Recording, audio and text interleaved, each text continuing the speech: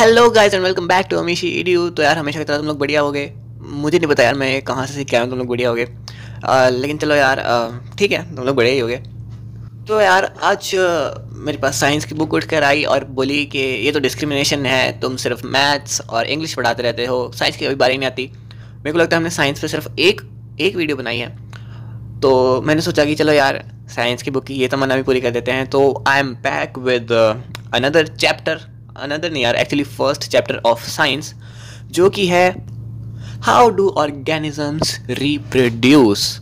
यानी कि ऑर्गेनिजम्स अपने से नए यानी कि न्यू वंस अपने बेबीज कैसे बनाते हैं। तो यार आज हम इसी के बारे में बात करने वाले हैं। और सबसे पहले हम लोग रिप्रोडक्शन, जो रिप्रोड्यूस जो वर्ड है, हम उसका मतलब जान लेते हैं। तो यार रिप्रोड्यूस का मतलब होता है अपनी ही स्पीशीज़ के न्यू वंस को बॉर्न करना या फिर किसी भी तरह से डेवलप करना, यानी कि प्रोड्यूस करना। तो यार हम लोग आगे चलते हैं और आगे देखते हैं कि हमारे पास आगे क्या है। तो अब यार हमें ये तो पता चल गया है कि ऑर्गेनिजम्स रिप्रोड्यूस करते हैं। क्यों करते हैं वो, उसका रीज़न ये है ताकि वो अपनी स्पीशीज़ को कंटिन्यू रख सकें, अपनी पॉपुलेशन को स्टेबल रख सकें और इस एनवायरनमेंट में वो अपनी जगह बना सकें। ठीक है, तो बेसिकली इसके लिए ही होता है। और अगर तुमने एवेंजर्स एज ऑफ अल्ट्रॉन देखी हो तो उसमें एक सीन आता है चर्च में, जहाँ पे अल्ट्रॉन कहता है कि यार लोग बनाते हैं अपने से छोटे लोग ताकि वो उनकी जगह ले सकें। तो वो एक तरीके से सही होता है, उनकी जगह लेने के लिए एक्चुअली वो लोग बनाते हैं अपने से छोटे बच्चे। ओके यार, तो अब हम लोग ये देखेंगे कि कैसे कैसे जो है ऑर्गेनिजम्स रिप्रोड्यूस करते हैं। तो सबसे पहले बात ये आती है यार कि जो भी ऑर्गेनिजम्स रिप्रोड्यूस करते हैं, क्या वो बिल्कुल पिछले ऑर्गेनिजम्स जैसे होते हैं या नहीं होते हैं। तो यही हमारा क्वेश्चन है कि क्या न्यू वंस पिछले वालों की एग्जैक्ट कॉपी होते हैं। तो यार इसका आंसर है कभी कभी हाँ कभी कभी ना। जैसे कभी खुशी कभी गम, वैसे कभी हाँ कभी ना। तो यार होता कैसे है ये सब। तो देखो, हाँ, जो न्यू वंस होते हैं वो पिछले वालों के सिमिलर होते हैं लेकिन आइडेंटिकल नहीं। इसका मतलब यार अब मान लो कि तुम्हारे पास दो ट्रायंगल्स हैं। ये थोड़ा सा मैंने मैथ्स घुसाया है इसमें।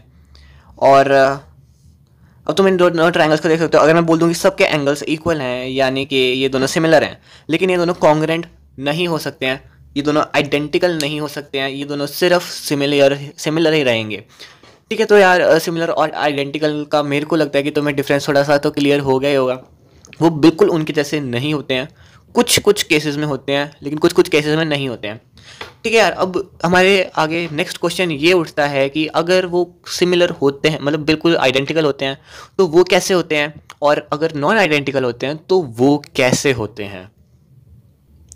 और यार इस क्वेश्चन का जवाब एक छोटे से वर्ड में छुपा हुआ है, जो कि है डीएनए कॉपिंग।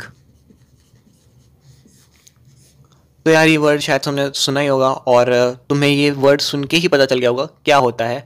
जब ऑर्गेनिजम्स रिप्रोड्यूस करते हैं तो वो अपना डीएनए न्यू वंस के लिए कॉपी कर लेते हैं, यानी और उससे ही हम लोग डीएनए कॉपिंग कहते हैं। अब ताकि वो लोग जो अपना डीएनए है वो खुद को कॉपी करता है ताकि वो अपने क्रोमोसोम्स और जो भी है उनके थ्रू वो आगे न्यू वंस में जा सके।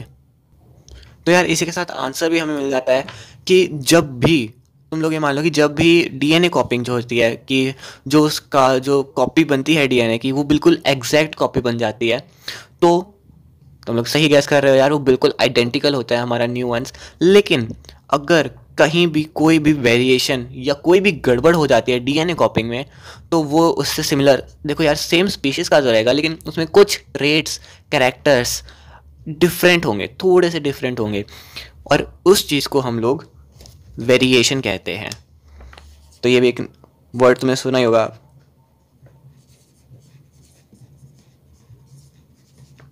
वेरिएशन।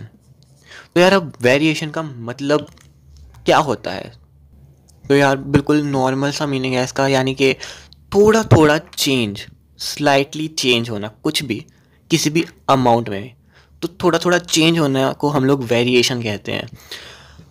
तो अब बात करते हैं कि वेरिएशन की इम्पोर्टेंस क्या है, ये वेरिएशन हमारे लिए ज़रूरी क्यों है, क्यों है ये ज़रूरी वेरिएशन, ये वेरिएशन ज़रूरी क्यों है। अब इसका भी एक सिंपल सा आंसर है यार, तुम लोग एक बार खुद गैस करो इसका आंसर। अगर तुम्हें वीडियो पॉज भी करनी पड़े यार, एक बार खुद दिमाग लगाओ और थोड़ा सा सोचो। और अगर यार तुम्हें नहीं आया अल्टीमेटली, तो मैं बताता हूँ एक चीज़ बताता हूँ मैं तुम्हें।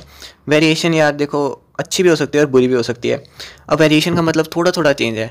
अब एक छोटा सा एग्जांपल लेते हैं हम लोग, जो कि मैं एनसीईआरटी की बुक में से ही ले रहा हूँ। मान लो कि थोड़े से बग्स हैं हमारे पास, बीटल्स हैं कह लो, और वो सारे ब्राउन कलर के हैं और वो जंगल में रहते हैं। तो यार जंगल में वो हरे पत्तों के ऊपर क्रोज को अच्छी तरीके से दिख सकते हैं। लेकिन अगर डीएनए कॉपिंग में कहीं गलती हुई और वो न्यू वंस ब्राउन की जगह ग्रीन कलर का बन गया, तो यार ये वेरिएशन उन लोगों के लिए बहुत अच्छी है। समझ रहे हो ना यार बात को थोड़ा सा? क्योंकि यार अगर वो ग्रीन कलर में घास में छुप जाएगा, पत्तों पे छुप जाएगा, तो क्रोज को वो नहीं दिखेगा और वो उसे नहीं खा पाएंगे। और ऐसे ही चलता रहेगा और ग्रीन ग्रीन ग्रीन ग्रीन सारे बीटल्स, हमारे बग्स जो हैं वो ग्रीन हो जाएंगे। तो यार ये बहुत बेनिफिशियल चीज़ रही उनके लिए। लेकिन अगर यार सारे पहले ग्रीन होते और बाई चांस गलती से एक ब्राउन आ जाता डीएनए कॉपिंग की गलती की वजह से, तो यार वो उनके लिए बहुत क्या कह लो, डिवास्टेटिंग या हार्मफुल रहता। तो यार वेरिएशन इसलिए ही इम्पॉर्टेंट है ताकि एक जो स्पीच होती है वो अपने आप को एक पर्टिकुलर एटमॉस्फेयर में, एक एनवायरनमेंट में अपने पॉपुलेशन को स्टेबल रख सके, अपने स्पीशीज़ को बढ़ा सके। सिर्फ यही आंसर था यार इसका। ठीक है यार, आगे हम लोग डिस्कस करते हैं कि ये जो डीएनए कॉपिंग हम लोग इतनी देर से पढ़ते आ रहे हैं, इसका एक्चुअल रोल यानी कि इसके एक्चुअल इम्पोर्टेंस क्या है रिप्रोडक्शन में, ये ज़रूरी क्यों है यार? अब मेरे को तुम ही बताओ कि अगर हमारे सेल्स को डिवाइड होना है, अगर हमारे एक न्यू वन बनेगा, तो हर सेल में यार डीएनए तो ज़रूरी होता ही है ना। अब हर सेल में डीएनए चाहिए और यहाँ पे डीएनए कॉपी ना हो तो ये सब कैसे चलेगा? तो इस हिसाब से यार वो एक खाली अंडे जैसा हो जाएगा जिसको फोड़ोगे, जिसमें से कुछ भी नहीं निकलेगा और हम लोग ऑमलेट नहीं खा पाओगे। तो यार डीएनए कॉपिंग होना इसलिए ज़रूरी है क्योंकि हमारे सेल्स डिवाइड होते हैं। तुम्हें पता होगा सेल डिवीजन क्या होती है, हमारे न्यू वंस के लिए सेल डिवाइड होते हैं और उन सेल्स में इंफॉर्मेशन चाहिए होती है यार। तो वो इन्फॉर्मेशन जो जीन्स जो डीएनए में होते हैं वो देते हैं। तो डीएनए कॉपी होना इसलिए ही ज़रूरी है। अब दूसरी चीज़ हम लोग देखते हैं कि यार जो वेरिएशन हम लोग पढ़ रहे हैं, वेरिएशन एक पर्टिकुलर के लिए भले ही क्या कह लो, भले ही एडवांटेजेस ना हो, लेकिन वो एक स्पीच के लिए एडवांटेजेस ज़रूर होती है, ऐसा कुछ लोगों का कहना है। तो हम लोग देखते हैं वो क्यों ऐसा कहते हैं। तो असली रीज़न ये है यार कि मैं तुम्हें एक एग्जांपल देता हूँ। सबसे पहले तो एक ड्राइंग के साथ मैं तुम्हें एग्जांपल देता हूँ। वैसे यार ये मेरी पहली वीडियो है बोर्ड पे, इसलिए मेरे को समझ नहीं आ रहा ज़्यादा क्या लिखना है। बेसिकली एक ऑडियो वीडियो ही होगी। तो मान लो कि हमारे पास हम लोग डायनासोर के ज़माने में चलते हैं। तो हमारे पास कुछ डायनासोर्स हुआ करते थे जो उड़ा करते थे।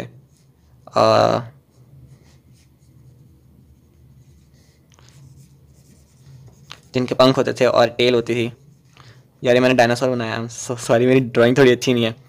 ठीक है, डायनासोर्स होते थे और कुछ डायनासोर्स उड़ते थे, कुछ डायनासोर्स हमारे ज़मीन पे रहते थे और कुछ हमारे पानी में रहते थे। तो यार अब सडनली क्या हुआ, अर्थ का क्लाइमेटिक चेंज हुआ।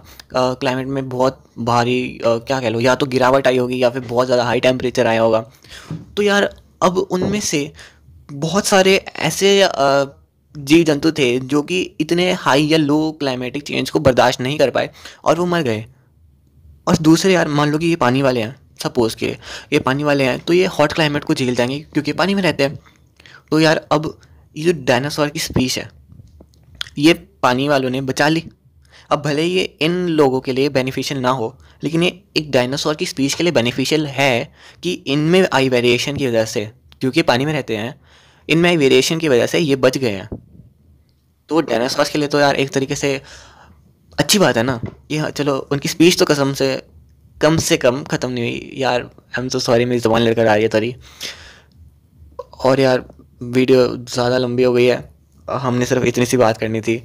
चलो यार मैं बहुत डिटेल में नहीं करवा दूँगा ये वैसे भी, तो बस यार बहुत हो गया। अब हम लोग मिलेंगे अपना फेज़ 2 में। अब फेज़ 2 में क्यों बोल रहा हूँ, क्योंकि यार पार्ट वर्ड्स में बोर हो गया था, तो मैंने सोचा पार्ट की जगह कुछ और कर देते हैं, तो मैंने फेज़ ढूंढ लिया। अब फेज़ 2 में हम लोग मिलेंगे, तब तक के लिए bye, see you later alligator.